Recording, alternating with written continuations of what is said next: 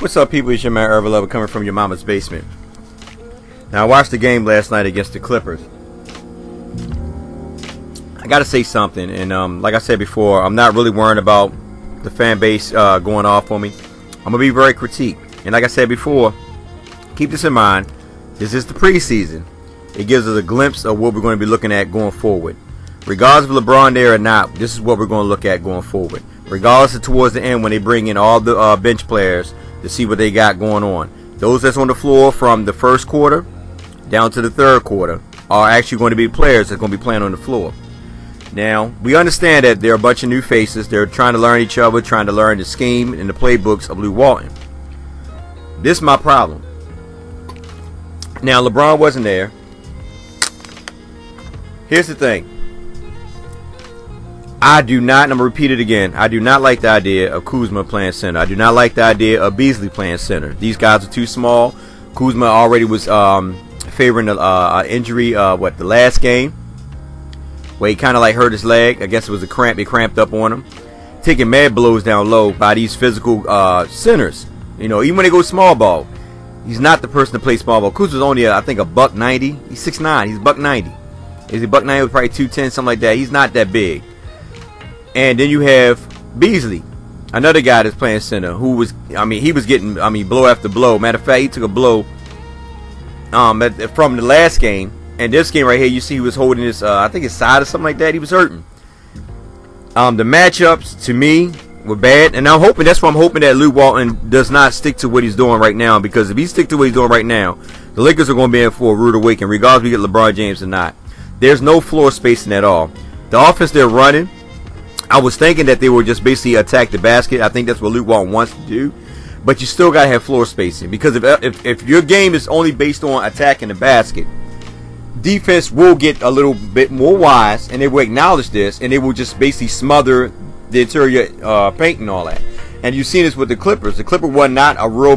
They basically ran a bunch of small players. They ran a lot of small ball. But what they did is they took away the inside game for the Lakers. The Lakers had to do a lot of backdoor cuts and stuff like that in order to get plays to make easy layup or dunk, which is nothing wrong with it. That's why I love the idea of them getting Rondo, and then when Lonzo come back, it will make more sense. But right now, when you got somebody like JaVale McGee trying to make a pass, when he's not a pass type friendly individual, it's going to be kind of like hard. So you get players that's going to fit towards the scheme that you're trying to run. Meaning that Luke Walton is going to have to change of his philosophy or his playbook in order to benefit what he has right now on the floor. Because even though a lot of websites, a lot of newscasts and analysts and all them state that the Lakers don't have no shooters, they have shooters, but it's about how they utilize their shooters. That means somebody like Super V, he might get playing time when you least expect it. Why? Because he helps spread the floor. It makes sense. So somebody like who can I say that doesn't shoot a lot? I can't really say. I guess Lance Stephenson. He's not a big time shooter. He can shoot the ball, but he's not like he's not a pure shooter. The Lakers only got like a couple really pure shooters, and that's saying a lot to a little bit. Somebody like Lance Stephenson might get more bench in case if they decide they want to run Super V, only because it helps spread the floor. Right now, if you watch the Lakers, they don't have a lot of floor space, and you got like three guys are playing like close to the basket. It's almost similar to how the Lakers ran when we had Roy Hibbert in them. Roy Hibbert, Julius Randle, and I can't think of the other guy name that left. But anyway, it's like when we had them. They were in Larry Nance. We didn't have too much floor spacing. That's almost similar to what it looks like now. So if LeBron come back, that's the reason why I said on Twitter that, and I also said in one of my videos a while ago, that if Luke Walton and if LeBron James actually get on the right page, because I don't know if LeBron James want to fulfill that role, because people fail to realize LeBron James, he only plays the 3 or 4. Only very seldom you'll see him play the 5 when he plays Draymond Green or depending on the matchups like that. But because Luke Walton loves that small ball, you're going to see. I'm hoping that him and LeBron James get on the same page. That way, him and LeBron James can actually utilize that 5 spot, because Kuzma playing that 5 spot, it takes him out of his game. If Kuzma playing that 5 spot, trust and believe, he's not going to be the Kuzma that you seen last year. This Kuzma is going to suffer just like Kevin Love suffered. Because when Kevin Love was playing the 5 spot, he even said himself, I was shocked to play the 5 because that's not his natural position. Kevin Love's natural position is the power forward, where he can move more freely around the basket and towards the perimeter. Now, when he's playing the 5, that means that he can't really hover towards that unless LeBron James is doing an ISO play where then he can spread out. That way LeBron James can attack the basket, kick it out for Kevin Love for a 3. But when he played the 4, he has much more freedom. Like here with Kuzma, depending on the matchup, the 4 and the 3. And I know a lot of people say, well, you got LeBron, you got Brandon Ingram, you got Beasley, you got a couple other players that can play the 3 and the 4. So Kuzma got to find whatever opportunity he can get to get on the floor. That's true and all, but it also comes down to the coach and how he runs the schemes. Right now, the Lakers, this is only preseason, so I'm not going to be so critique of them. But if they go with the same idea of what they're running right now into the regular season, we're going to be in for a rude awakening.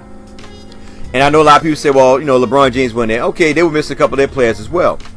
So you remember, Gallinari, he didn't play. So you got to think about it. At the end of the day, you give or take a little bit. But this was a good opportunity for somebody like Brandon Ingram to shine. Remember, he had 31 against the guy Jackson and the Kings. Now he come back and he played against Tobias and whoever the guards were running on that floor at the particular time. He only dropped, 10, 11 points? Consistency, that's a key in the Lakers' success. Got to be consistent. You can't have one game where you score 31, the next game you only score 10 points. Especially when LeBron James went there. When LeBron James went there, that's when you have to step up. And I'm basically talking like the Brandon Ingram and the Kuzma, because Brandon and Kuzma are going to be the face of the team when LeBron James is not there, along with Alonzo Ball. But these are the two main people that are going to be looking to score. That's why we say Kuzma and Brandon Ingram. So when LeBron James not there, these two individuals have to step up. They have to showcase their talent. They have to utilize it. And like I said, it's preseason. I know a lot of people might say, well, Irving, it's only preseason. You expect to say, okay, well, summerly Josh Hart went off. Did we actually criticize Josh Hart for scoring a lot of points as well? Taking over the team or taking advantage of rookie players and players who are not going to be in the league? No, I mean you have the outside fans criticize them, say, oh, he's taking advantage of the players. But the Laker fan base, we loved it. So we expect the same thing that we expect from Josh Hart in the summer league. We expect the same thing in the preseason with Brandon Ingram and Kuzma. They have to step up. Trust and believe. They have to step up. I know this only the the 4th game. But at the end of the day, it still gives you an idea of what we're looking at going into the regular season. I understand that they're all new faces. I understand that, they're all learning their roles. They're trying to adjust. I understand that. But at the same time, Brandon Ingram and Kuzma have been there. You know what I'm saying? So we cannot make excuses for them. We can make excuses for likes of Rondo, LeBron. Even though LeBron will probably fit in any system because he probably run his almost semi-system. Because Luke always said he's going to tweak his system in order to help LeBron. So like the JaVale McGee's, anybody that's new to Luke Walton's system that came this year, yeah, that's an excuse for them. But for the likes of Hart, Kuzma, Ingram, those guys that been there that know Luke Walton's system, they should already be a major factor going in preseason. It's the same thing with Josh Hart going into summer camp. You know what I mean? With his summer league, he know the system. That's why he was able to dominate. That's saying they should go on with these guys. This preseason, you still should be able to dominate. Now, Zubac. I don't know what's going on with him. He has some up and down games, some up and down minutes on the floor. But I don't blame Zubac when he playing somebody like the likes of Harrell. Harrell is just too fast. This guy's basically that's when you should go small ball. But when you don't have no bodies to play that center spot, this is where they're going to struggle at. That's why I'm saying when they let Julius Randle go, LeBron James had to fit that role that Julius Randle left, because they're going to really miss Julius Randle physicalness down low. They're going to miss that because Luke Walton loved to run that small ball. And if LeBron James doesn't play the small ball 5, then they're going to struggle at that position. A lot of teams are going to find it, they're going to expose it, and they're going to kill the inside. It's going to happen. That's why I said at the end of the day, like when they had Zubac playing Harrell, I don't know what to say, but he was manhandling Zubac down low. And this guy, I think, like 6'8", 6'9", Zubac like 7'1", something like that. And he was manhandling. And then on top of that, he was beating him down the court. So the mixed matches were still into play. You're seeing it right there. But Zubac, you really couldn't see too much of him because he's too busy chasing this guy up and down the floor. It just didn't make any sense. I probably have brought somebody else in to play him. That probably been a time. I only think, to be honest with you, I wouldn't say I'll put Kuzma or Beasley in, because if this guy was manhandling Zubac, who is a much more bigger body than both of them, just think what he would have did to them two, which he was doing anyway. So that's where it's going to hurt the Lakers long time. You know, as in like who's going to be their five going, you know, five backup when they run that small ball. You know what I mean? Because at the end of the day, when JaVale McGee went out, that's when the Lakers struggled. JaVale McGee is a nice pickup, and a lot of people might disagree with him. He's a nice pickup for us. He played pretty good, you know, when it comes to interior defense. You know, he does his job, put it like that. But we really need help in that, you know, in order to figure out what we need to do going forward, because I know Lou Wall like to run that small ball, and Lou Wall have to adjust his play schemes in order to benefit the players. I see right now we don't have the same defense we had last year. Remember, we were ranked in the top 10 all the way up to the end of the season. Then we felt like, I think we felt like, what, 12, 13, 15, something like that. I forgot what the number was. But we were ranked in the top 10 for a while in the defense. This team right now, you would think that they're a big defensive team. Right now during the preseason, they look kind of sluggish. They look like the communication is not there. They're, you know, because a lot of times the Clippers just basically Lou Williams, he just roll right in for an easy layup, and everybody say that. The one good thing I want to point out though is Rondo. I tell y'all before, I love Rondo. I was hoping that the Lakers got Rondo back when Kobe was there, but you know it didn't happen. Reason why I like Rondo, because with Rondo, he's that alpha male that, like I said before in my last video, that LeBron James is going to need somebody that's going to step up and challenge LeBron James and also challenge the players. One thing I like about Rondo is his calling out on the floor. You can hear him the whole time on the floor. Get there, get there, get there. Is all his calling out. And I'm thinking at the end of the day that this is going to be a big impact on Lonzo Ball going forward, because with Lonzo Ball, see how Rondo is doing, he can learn a lot from Rondo. So I know a lot of fans want Lonzo to start. Me personally, it doesn't matter. I'd rather have somebody that has a little bit more experience. Only reason why, because Lonzo can learn from Rondo. It will help Lonzo and actually help his game much better, because when Rondo is gone, remember, he's only signed for 1 year.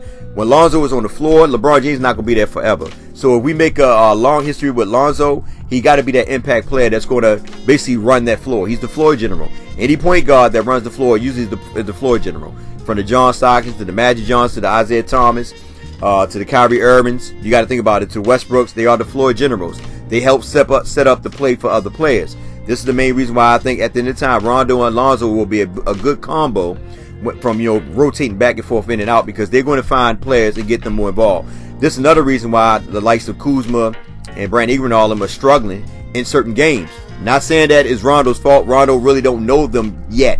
Where Lonzo Ball had a whole season with these guys, he kind of understands their strengths and weaknesses. Like what Rondo said in the video himself when he was talking about JaVale McGee, about him and JaVale McGee having a good combination. He said because him and JaVale sits down and they talk, and because JaVale tell him he likes it high, not low, Rondo understands the impact of how it can benefit him also along with JaVale McGee. What makes sense. So keep that in mind. So most likely Rondo going to probably sit down with the other players and say, how do you like, where you like catching the ball at, what side, where you like to be on the floor, where your spots at, so I can help you.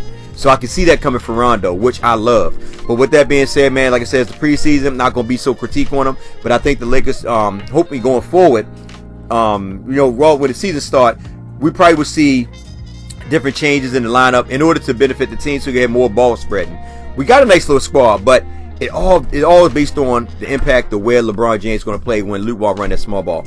If we go small, which I think Luke Wall going to wind up going small anyway, because why? That's his thing. He loves small ball. He can't get away from it. So with that being said, it's your man Urban Lover. Like, share, subscribe, get in the comment section, tell me what you think. Like I said, it's only 4 games preseason, but the season's right around the corner. Got a lot of enjoyment to go. And I'm like this, regardless of the Lakers win or lose, I'm still excited. I'm excited because the fans are talking about it. The media is talking about it, so that makes me excited. And you should be excited too. But as a Laker fan, it is your job to critique your players. Why? Because you're a diehard fan, and that's what you do. Okay? You got to critique your players. Not to the point where you're saying ship them on out of here. We're not saying that. But what we would say is that what they can do in order to make their team or players much better going forward. Like Rondo. Rondo said it. You know, we just got to execute. You know, get to know each other's faces, and we should be all right. And I trust in Rondo, along with LeBron James and Brandon Ingram and Kuzma too, because I am team, you know, team young team, but it is what it is. Anyway, y'all take care, be safe out there, love you guys. Catch you on the next video.